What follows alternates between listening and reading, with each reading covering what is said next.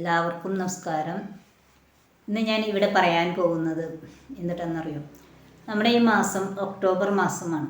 October മാസത്തിന് ഒത്തിരിയേറെ പ്രത്യേകതകളുണ്ട്. നമ്മുടെ ജപമാല ചൊല്ലി എല്ലാവരും സമർപ്പിക്കുന്ന ഒരു മാസമാണ് ഒക്ടോബർ മാസം. ഒക്ടോബർ മാസത്തിൽ നമ്മുടെ ഒത്തിരിയേറെ നിയോഗങ്ങൾ നമ്മൾ വെച്ച് മാതാവിന് സാരി ഉടുപ്പിക്കൽ, മാതാവിനെ കിരീടം വയ്ക്കൽ, അമ്മാതിരി പല തരത്തിലും നമ്മൾ അമ്മാതിരി വചനം ചൊല്ലിയിട്ട് ജപമാല മാലയാക്കിയിട്ടിടൽ, അങ്ങനെ പല തരത്തിലും നമ്മൾ ചെയ്യുന്ന നിയോഗങ്ങളുണ്ട്. അതിൽ നമ്മൾ ഇങ്ങനെ വേദനിച്ച് കിടക്കുന്ന മക്കളെ സപ്പോർട്ട് ചെയ്യുന്ന നിയോഗങ്ങളൊന്നും ഞാൻ അങ്ങനെ അധികം കേട്ടിട്ടില്ല. അങ്ങനെ ഒരു നിയോഗം എടുത്തിട്ട് നമ്മളിങ്ങനെ ചെയ്തിട്ടുണ്ട്. ഇതൊക്കെ ആൾക്കാർ ഒരുപാട് നിയോഗങ്ങൾ കേട്ടിട്ടുണ്ട്. എന്താണെന്ന് വെച്ചാൽ മക്കൾക്ക് ജോലി കിട്ടാൻ, വിവാഹം നടക്കാൻ, അങ്ങനത്തെ ഓരോ കാര്യങ്ങൾക്കും, പിന്നെ നമ്മുടേതായ രോഗസൗഖ്യത്തിന്, അതിനൊക്കെ ഉണ്ട്. നമ്മുടെ പൊതുവായിട്ട് നമുക്കൊരു നന്മ ചെയ്യാൻ നമുക്ക് ഓരോ നിയോഗങ്ങൾ, ഇന്നത്തെ ദിവസത്തിൽ എന്തെങ്കിലും അല്ലെങ്കിൽ മാസത്തിൽ എനിക്ക് എന്തെങ്കിലും ഒരു നന്മ ചെയ്യാൻ ഒരു നിയോഗം ഞാൻ വെച്ചിട്ടുണ്ടെന്ന് ആരും ഞാൻ പറയണത് കേട്ടിട്ടില്ല. എന്തായാലും നമ്മൾ ചെയ്യേണ്ട ഒരു കാര്യം എന്ന് വെച്ചാൽ, എൻ്റെ ആഗ്രഹമാണ് ഞാനിപ്പോൾ ഈ പറയുന്നത്. എനിക്ക് എന്നുമുള്ളൊരു ആഗ്രഹമാണ് നമ്മളെ വേദനിച്ച് കിടക്കുന്ന മക്കൾക്ക് എന്തെങ്കിലും എനിക്ക് ഒരുപാട് ഇതൊന്നുമില്ല, എങ്കിലും ചെറിയൊരു ഹെൽപ്പ് എന്തെങ്കിലുമൊക്കെ നമുക്ക് ചെയ്ത് ഓരോ ദിവസവും കടന്നു പോകണം എന്നാണ് എൻ്റെ ഒരു ആഗ്രഹം. അതുമാതിരി എന്താണ് പലരും പല തരത്തിലും നമ്മളോട് പല കാര്യങ്ങളും പറയുന്നുണ്ട്. അത് ചിലപ്പോൾ എല്ലാം നമുക്കൊന്നും സാധിപ്പിച്ചു കൊടുക്കാൻ സാധിക്കില്ല. എങ്കിലും അത് പരിശുദ്ധ അമ്മ പല വഴിയിൽ കൂടെ അവർക്ക് ചിലപ്പോൾ സാധിപ്പിച്ചു കൊടുക്കണം. നമ്മൾ പ്രാർത്ഥിക്കുക. പിന്നെ നമുക്ക് പറ്റുന്ന ചെറിയ ഹെൽപ്പ്. ഇപ്പോൾ ഈ മാസത്തിൽ തന്നെ ഒത്തിരി പേര് എന്നോട് ജെറുസലേം ധ്യാന കേന്ദ്രത്തിൽ ധ്യാനം എന്നാണ് ചോദിച്ചിട്ട് ഈ മാസത്തിൽ കുറേ പേര് എന്നെ വിളിച്ചു. എന്താണെന്ന് വെച്ച് കഴിഞ്ഞാൽ, അപ്പോൾ എനിക്ക് പറ്റുന്ന ഒരു നന്മ ചെയ്യാൻ പറ്റുന്ന ഒരു അവസരമാണ്. എന്താണെന്ന് വെച്ചാൽ അവരെന്നെ നല്ലൊരു ആലയത്തിലേക്ക് എത്തിക്കാൻ നമുക്ക് കിട്ടുന്ന ഒരു അവസരമാണ്. അപ്പോൾ അതിൻ്റെ ഡേറ്റും കാര്യങ്ങളും ചോദിച്ച് ഞാൻ ഓരോരുത്തർക്കും അതങ്ങനെ പറഞ്ഞു. അതുപോലെ തന്നെ പല തരത്തിലും നമുക്ക് വേദനിക്കുന്നവർക്ക് പല തരത്തിൽ, പക്ഷേ എല്ലാ ഹെൽപ്പും നമുക്ക് ചെയ്യാൻ പറ്റില്ല. അത് നമ്മളെന്ന് വെച്ചാൽ എന്നെ സംബന്ധിച്ച് എനിക്ക് എല്ലാതും ചെയ്ത് കൊടുക്കാൻ എനിക്ക് സാധിക്കില്ല. എങ്കിലും അതിനുള്ള പോകേണ്ട വഴികളൊക്കെ നമുക്ക് പറ്റുന്ന അറിവുള്ളത് നമ്മൾ പറഞ്ഞു കൊടുക്കാറുണ്ട്. പിന്നെ ജപമാല മാസത്തിൽ നമ്മൾ പരിശുദ്ധ അമ്മയോട് നമ്മൾ പറഞ്ഞു, നന്മ നിറഞ്ഞ മറിയമേ എന്നാണ് പറയുന്നത് ആദ്യത്തെ ഒരു വാക്ക്, അല്ലേ? അപ്പം നന്മകൾ എവിടെയാണ് നമുക്ക് ചെയ്യാൻ പറ്റുക?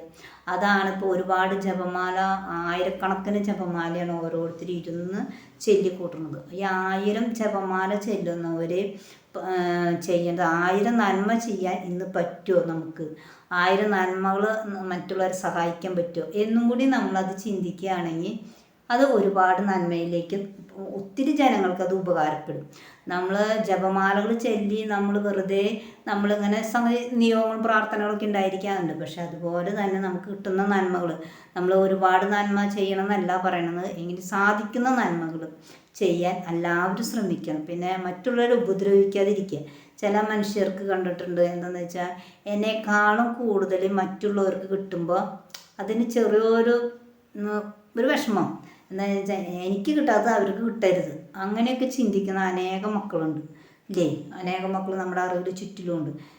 അതുമാതിരി അപ്പുറത്തൊരു കാറ് വാങ്ങിച്ചു കഴിഞ്ഞാൽ എനിക്കൊരു കാറ് വാങ്ങിക്കണം, എനിക്കൊരു ഇത് മേടിക്കണം. പക്ഷേ അതൊന്നല്ല നമ്മൾ നമ്മുടെ ജീവിതത്തിൽ നമുക്ക് കടബാധ്യത ഇല്ലാതെ ജീവിക്കാൻ നോക്കുക. ഇപ്പം എൻ്റെ വീട്ടിൽ നോക്കുകയാണെങ്കിൽ, ഇപ്പം ഇന്നത്തെ കാലത്ത് ഒരു ഫ്രിഡ്ജ് ഇല്ലാത്ത വീടുണ്ടായിരിക്കുമോ? ഉണ്ടാവില്ല എന്ന് തോന്നണേ. ചുരുക്കം വീടേ ഉണ്ടാവുള്ളൂ. പക്ഷേ എൻ്റെ വീട്ടിൽ ഫ്രിഡ്ജില്ല. എൻ്റെ 2 ആങ്ങളുടെ വീട്ടിലും ഇല്ല ഫ്രിഡ്ജ്. അതൊരു ഫ്രിഡ്ജ് മേടിച്ച് വയ്ക്കാൻ കഴിവില്ലാതെയല്ല, വേണ്ട, നമുക്കതിൻ്റെ ആവശ്യമില്ല എന്ന് വിചാരിച്ചിട്ട് ഇനി ഫ്രിഡ്ജില്ല. അതുമാതിരി AC ഇല്ല, AC വെച്ചിട്ടില്ല. അപ്പോൾ അത് നമ്മൾ എന്തിനാണ് വെറുതെ നമ്മൾ പരമാവധി നമ്മൾ ആർഭാടത്തിന് കുറയ്ക്കുക, ആവശ്യങ്ങൾ ചെയ്യുക, ആർഭാടം കുറയ്ക്കുക. അതുമാതിരി മറ്റുള്ളവരെ കണ്ടിട്ട് നമ്മൾ ചെയ്യാതിരിക്കുക. നമുക്ക് ചെറിയൊരു ഉഷ്ണമൊക്കെ എല്ലാവർക്കും ഉണ്ടായിരിക്കാം. അത് AC വെച്ചാൽ മാത്രമേ നമുക്ക് ഉഷ്ണം മാറുള്ളൂ. പണ്ട് കാലത്ത് നമ്മൾ പാളോണ്ട് വീശി വരുന്ന കാലമൊക്കെ ഉണ്ടായിട്ടുണ്ട്. പക്ഷേ തൽക്കാലം ഇപ്പോൾ നമുക്കൊരു ഫാൻ ഉണ്ടായാലും കാര്യങ്ങളൊക്കെ നടക്കും. അപ്പോൾ നമ്മൾ കഴിവുണ്ട്, മറ്റുള്ളവരെ നിന്ന് കടം വാങ്ങിച്ച് പരമാവധി അങ്ങനെ നമ്മുടെ കയ്യിലുണ്ടാവും, നമ്മൾ ചെയ്യുക, ശരിയാണ്, കുഴപ്പമില്ല. അതുമാതിരി തന്നെയാണ് നമ്മൾ ചെയ്യേണ്ടത്. വേറൊരു കാര്യം എന്താണെന്ന് വെച്ച് കഴിഞ്ഞാൽ, നമ്മുടെ മറ്റുള്ളവരെ കണ്ടിട്ട്, മറ്റുള്ള വീട്ടിലെ കണ്ടിട്ട് നമ്മൾ കാറ് വാങ്ങിക്കുക, മറ്റുള്ളവർ വലിയ വീട് കയറ്റി അതുപോലെ എനിക്ക് ചെയ്യണം, അങ്ങനെയല്ല. നമ്മുടെ കയ്യിൽ ഒതുങ്ങുന്നത് വാങ്ങിച്ച് നമ്മൾ മുന്നോട്ട് പോകുക. അതുമാതിരി വസ്ത്രം ചിലവർ കണ്ടിട്ടുണ്ട്, ഒരുപാട് പൈസ കൊടുത്തിട്ടും വസ്ത്രത്തിന് തന്നെ മര്യാദ പൈസ കളയുന്ന വ്യക്തികൾ ഒരുപാട് പേരുണ്ട്. ആ വസ്ത്രം കളയുന്ന കാശുണ്ടായി കഴിഞ്ഞാൽ നമുക്ക് ഒരു 4000 രൂപയൊക്കെ സാരി എടുക്കുന്നത് എത്ര ഡ്രസ്സ് നമുക്ക് ഒരുവിധം തിരക്കില്ലാത്ത എടുക്കാം. ഈ 4000 രൂപയുടെ സാരി ചിലപ്പോൾ ഒരു പ്രാവശ്യം എടുത്ത് കഴുകി കഴിഞ്ഞാൽ അത് കഴിയും. അപ്പോൾ ചിലവർ വിചാരിക്കുന്ന നീ നല്ല ഡ്രസ്സൊക്കെ ഇടണമെന്നുണ്ട്, പക്ഷെ ഞാൻ കാശ് കൊടുത്ത് മേടിച്ചിട്ടില്ല കേട്ടോ. എനിക്ക് ഓരോരുത്തരും തന്നെ ചോദിച്ചിട്ട് തരുന്നതല്ല, എൻ്റെ ബന്ധുമിത്രാദികൾ എനിക്ക് തരും. ഞാൻ 20 വർഷമായി ഒരു ഡ്രസ്സ് വാങ്ങിച്ചിട്ട്, അത്രയും വർഷങ്ങളോളമായി ഞാൻ ഡ്രസ്സ് വാങ്ങിച്ചിട്ട്. ഇതുവരെ ഞാൻ എൻ്റെ കയ്യിൽ നിന്ന് പൈസ എടുത്തിട്ട് എൻ്റെ ഇഷ്ടത്തിന് ഞാൻ ഡ്രസ്സ് വാങ്ങിക്കാറില്ല. ഓരോരുത്തരും തരുന്നത് നമുക്ക് മുടക്കാൻ പറ്റില്ല. അതും തരുമ്പോൾ പരമാവധി ഞാൻ മുടക്കും. എന്താണെന്ന് വെച്ചാൽ നിങ്ങൾ എന്തെങ്കിലും പൈസ തന്നെ ആർക്കെങ്കിലും എന്തെങ്കിലും ചെയ്യാമല്ലോ, ഇത്രയൊന്നും വേണ്ട. 2000 രൂപയുടെ ഡ്രസ്സ് തരാൻ പറഞ്ഞവർ ഞാൻ പറയും വേണ്ട, അത്ര ഉൾപ്പെടെയൊന്നും വേണ്ട, ആ പൈസ കൊണ്ട് വേറെ വല്ലവർക്കും എന്തെങ്കിലും ചെയ്യാം എന്ന് പറഞ്ഞാൽ അതിൻ്റെ പകുതിയാക്കും. അങ്ങനെയൊക്കെയാണ് ഞാൻ ചെയ്യാറ്. എനിക്ക് നല്ല വില കൂടിയ ഡ്രസ്സ് എനിക്ക് എടുത്ത് തരുന്നവർ അവർ വില കുറഞ്ഞ ഡ്രസ്സ് ഇട്ടിട്ട് എനിക്ക് വില കൂടിയ ഡ്രസ്സാണ് എടുത്തിട്ട്. അതാണ് നമ്മൾ ചെയ്യുന്നത്.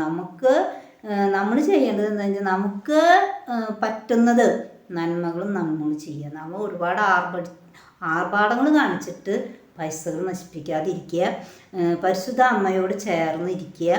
പിന്നെ ഉള്ളത് നല്ല വൃത്തിയിലും വെടുപ്പിലൊക്കെ നമ്മൾ ഇടണം വസ്ത്രങ്ങൾ. അല്ല കൂറ കുത്തിയിട്ടും കുറേ നടക്കാനൊന്നും ഒരു സ്ഥലത്തും പറയുന്നില്ല ദൈവം. നമ്മൾ ഒരുപാട് മുഷിഞ്ഞ ഡ്രസ്സ് ഇട്ടിട്ട് നടക്കാനോ എന്തൊന്നും പറയും. പക്ഷെ നമുക്ക് ഉള്ളത് നല്ല വൃത്തിയിലും വെടുപ്പിലൊക്കെ ഇട്ടിട്ട് നടക്കുക എല്ലാവരും. അമ്മമാർ പരിശുദ്ധ അമ്മയും നല്ല ഐശ്വര്യത്തോട് കൂടിയിട്ട് ഞാൻ ജീവിച്ച് പോയിണ്ടാവുമെന്ന് വിചാരിക്കുന്നു.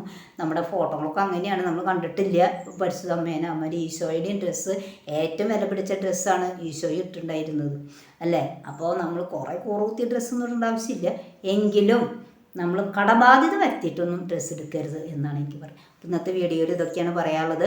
ദൈവം എല്ലാവരെയും സമൃദ്ധമായി അനുഗ്രഹിക്കട്ടെ.